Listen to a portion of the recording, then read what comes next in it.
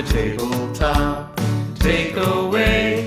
Game mechanics on display. 3 designers share the stage. Pick a genre and we'll play The tabletop takeaway.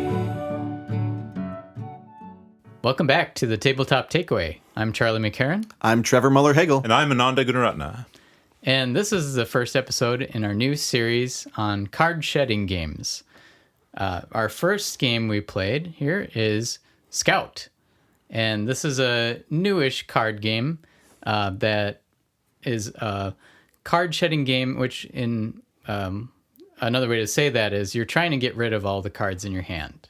And often these games have cards with numbers on them, and you're making runs and sets, or you could be. There's a lot of classic card games that use a regular poker deck to do card shedding. But the idea in Scout that makes it unique is that all these number cards actually have numbers on the top of the card that are different than numbers on the bottom of the card. And so when you get your hand, you're going to be deciding if you want to play with the cards on flipped one way, or you can reverse your whole hand upside down and play with those numbers. And the other thing that's different than most card games is that you can't rearrange your hand at all. So it's got this cool effect of, okay, so I have this set of cards in my hand, and when you play a card, you can take it from anywhere in your hand. You might take a card out of the middle of your hand so that then there's this gap in your hand, and those cards that were next to the card you took out can now be a better either run or like pair or triple or something like that.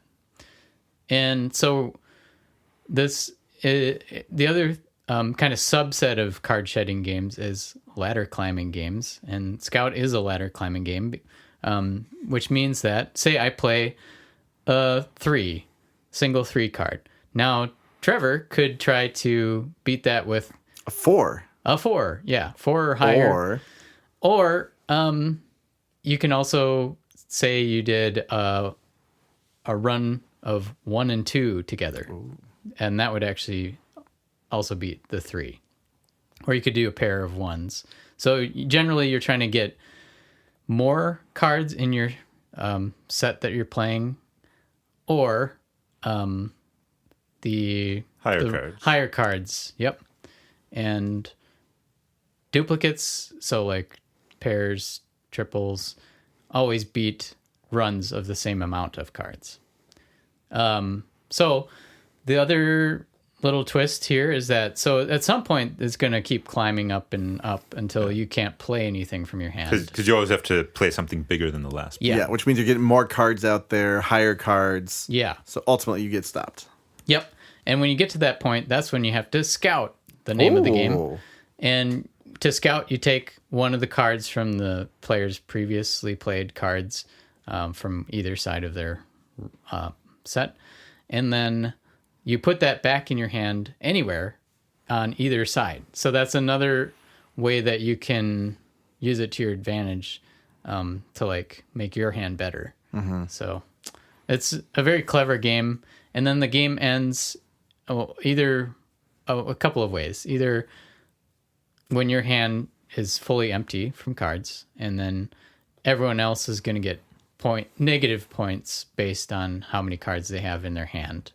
And then the other way is if someone plays a really good set and it can't be beaten even after players scout from them, and it comes back around to you. And basically every other player scouts. Yep. And no one plays again. Yep. Yeah. Yep. There's only one or two other. I mean, I guess you also get points anytime you beat someone. You take their cards they played as points. And if someone scouts from your hand, you also get a point. Yeah. Mm-hmm. Basically, you're rewarded for playing large runs or sets that can't be beat. Yeah. And then the other fun thing, once per game, you get a scout and show, which is you get to scout from their hand and then also play. So the timing of that is really crucial. Sometimes you wait too long and you can't use it because someone went out, or maybe you go too early and then You really need it later. you really needed it later. Yeah. So Scout is a great game. I really like it. Yeah, it's super cute. I really appreciate, outside of me trying to cheat for a while there, I think it's a really intuitive and great game. Like, I really wish I had remembered specifically that you had to do the whole hand and not just individual cards before you locked everything in. I did try to cheat that way. So, We'll forgive you. thank you. Thank you. Yeah, it's pretty good. I guess so. The first thing maybe to talk about is the cards have like two different numbers on them, and I'm wondering like what does that add to the game? Do you think? I think it gives you some agency over your starting hand, and your starting hand is really important, obviously, because that's going to be the whole thing for at least that round until you start adding more cards into it. So just giving you that binary option is really great. Yeah, but that is a good point. Like, it doesn't impact the gameplay all that much. No. Other than giving you options for when you scout a card. Yeah, that's true. When you scout a card, it means you have like twice as many options as you otherwise would have. Yeah. And also, I guess you're not going to get stuck in the cycle of using the same numbers again and again. Right. Yeah. If you're just taking whatever people are putting out. Oh, sure. Yeah. Well, and it's funny because now I've played a follow-up game by this same designer, Kai Kajino, called Dinup. And the original title was Revolve. But the idea with that one, similar idea, there's numbers on the top and bottom of the cards, and you're doing some sort of like card shedding and similar idea. But anytime you take a card from either like your cards get beaten and you have to take them back to your hand, whenever that happens, you have to flip them. So that one really feels like that. It needs top the two and bottom. sides, yeah. So yeah, that's another really cool one that similar to Scout, but it's a good like pairing for Sure, if you've sure. tried Scout. Yeah. So one of my favorite parts, and I'm actually going to have this be my takeaway, so I can get it before you guys take this away from me. But honestly, with this game specifically, I really appreciate the scout function. And that the scout function not only gives you a new card into your hand, but the person you just took the card from, it gives them a point. And it feels very, mutually beneficial in that way, right? But that person could still win, so you have to be careful about, scouting too much. It's a positive interaction. Yeah. And the interesting thing is taking a card into your hand, it might set up a great turn later. Right. But in the short term, it's kind of bad for you. Because you're trying to shed. You're Right. trying to get rid of You're cards. trying to shed, and now you're gaining cards. And Yeah. again, that might be strategic. Right. Might give you something later, but in the short term, it's bad for you. But it still feels good. Yeah, you're getting something, which, just intrinsically we like to get things, even though the object of the game is to lose everything. Yeah. But so, yeah, it doesn't feel like a bad thing necessarily. It's a natural silver lining built into the game, because in a shedding game, picking up cards, you're losing progress. Right. And normally in games, losing progress feels very bad. But if it gives you access to like either having more cards in a run or, like having or linking two runs together, that can feel really good, much more so than like giving the other person a point or adding to your deck or your hand. So yeah, it's really interesting how dynamic that one moment can be, depending on the situation.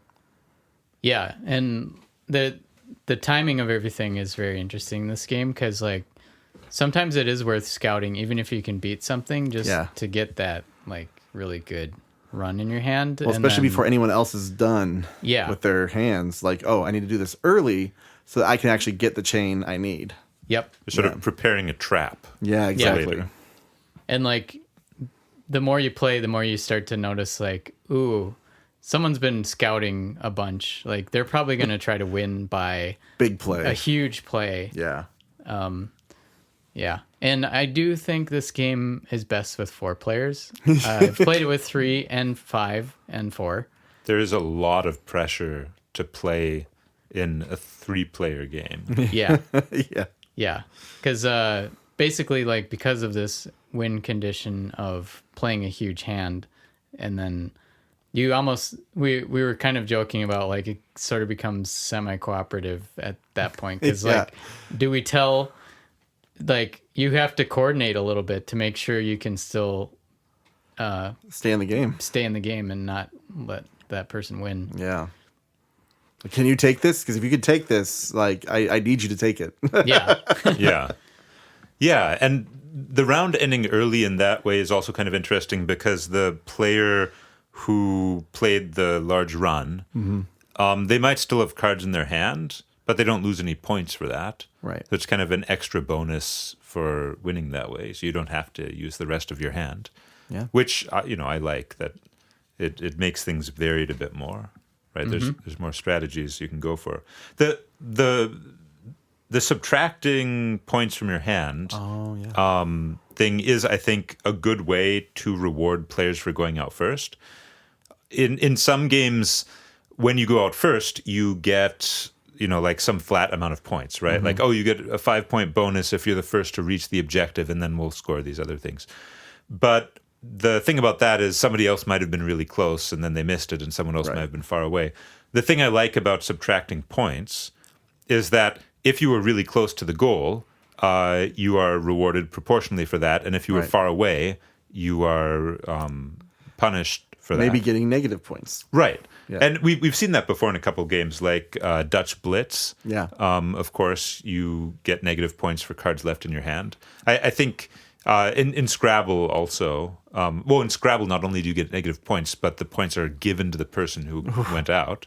So it's sort of, both sides of the coin, right? The players are individually rewarded or punished based on how well they did, and the player who went out first gets a bonus, an extra bonus, which I think works quite well in that game. But even just subtracting points is pretty good. So I think that's a good way to handle bonuses for going out first. Yeah. Scout's a great game. The one downside is now every time I play a game, I have to think like, wait, am I able to rearrange your hand? Right. Yeah, you now have to ask that in a game like this. And I mean, we have seen that in like Bonanza. Yep. Also, Bonanza. the fixed hand order. Not Bonanza. Yeah. I've definitely tried. That was my takeaway a while ago when I played both of these games. Like, I wanted to make a game that had you can't rearrange your hand. Like, I've tried that a little bit. But yeah, it's cool because you not only get the benefit of a random hand, but the randomness of their sort also, like, it makes it even more replayable, kind of, Oh, sure. in some ways. The cards matter, and the order also matters. Yeah. And I think a sign of a good game is when you look at your hand and you get excited about how this might play out. Oh, yeah. Because, like, there's some games where you get a hand of cards and maybe it actually doesn't matter that much. Like, sometimes trick takers are like that, where it's like, okay, A lot of middle of the ground. Like, I'll take some, I won't take some. We'll see how it goes. It can also be fun to get a hand and think, oh my goodness, this is a complete disaster. And then turn it around. Yeah, like I think I think people say that that's the experience in Arcs a lot, which, it's sort of a trick-taking action selection mechanic. But so in that game, your hand determines what actions you're going to do, or that you have available. And so you get your hand and you're like, this is not what I want. Yeah. But I have to deal with it, and that can be fun. Yeah, I think that is my takeaway is now that I'm thinking about it, like, how can you make someone's first hand help them envision the strategy they're going to try to play for the entire round? Yeah. Because that's the beauty of this game is, like, you look at it and you're like, okay, so if I got rid of this 4 first, then the 7s could be paired up, and like which how there's like usually several different strategies you could try for. Yeah. And sometimes it only takes like one scout to like pop something in the middle to make something work. Or Oh yeah. yeah, it's very cool. Yeah. Yeah, we haven't talked that much yet about the, what is it called, Scout and Show? Oh yeah. The once per game Scout and Show option. I think that that's pretty interesting, right? It's a once per game action you can take to basically scout a card and then play a set of cards at the same time. And in our games, we were, kind of trying to save it a little bit. Yeah. Because once you've played it, you are much more vulnerable because you no longer have that option if somebody plays a high set. At the same time, it is. I mean, it's a very powerful option that you want to use at some point because it's kind of a waste if you don't. You could, at the very least, you can make the set larger. And it got me thinking about once per game options in other games, and like what is it that that makes once per game actions compelling? Yeah, I feel like we've had this in maybe a few other games we've played. I can't remember off the top of my head, but Sure. Yeah. yeah, I definitely like these. Yeah, I mean, in this game, and I think frequently, the once per game option is to get around a limitation, often a limitation in actions, right? Because in this game, there are two different actions you can take on your turn, and this lets you do both of them, which is very powerful and also gets around a common frustration, I think, in games with very restricted actions. Like, imagine in chess, this is a little crazy, but imagine if in chess you had the ability once per game to take two moves. Yeah. In Two different pieces, maybe.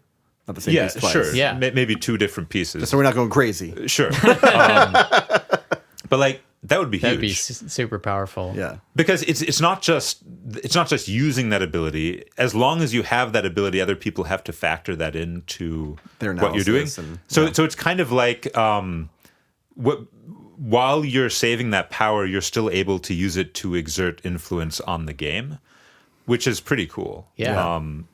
So And so I'm looking at right now. We talked about this before we started. Mindbug, the game, Oh, yeah. Richard Garfield game. That's essentially like one deck Magic: The Gathering kind of thing, where you're both drawing from, I think, the same deck, or maybe you do have. I don't know.